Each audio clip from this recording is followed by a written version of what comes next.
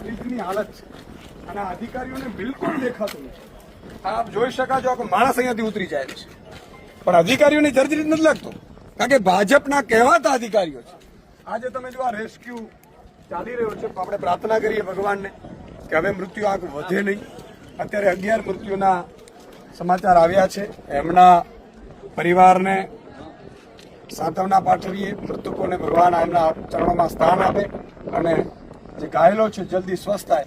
પણ મોટી વાત એ છે કે 11 લોકોના જીવ ગયા છે, હજી કોઈને પડી નથી.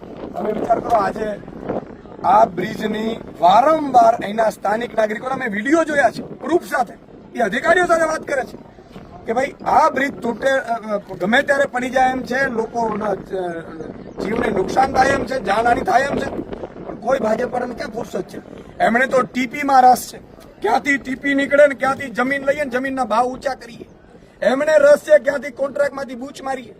એમને રસ છે, પ્રજાની કોઈ પડી નથી. અને ધંધા સિવાય કોઈ મંત્રીઓના ધંધાઓ જ બેફામ ચાલી રહ્યા છે. મુખ્યમંત્રીને ધંધામાંથી ફુરસત નથી.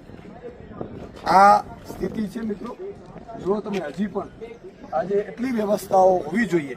ખરેખર તો મુખ્યમંત્રી શ્રી આપણે જે આપ્યો છે હેલિકોપ્ટર અહીંયા આવી જવું જોઈએ.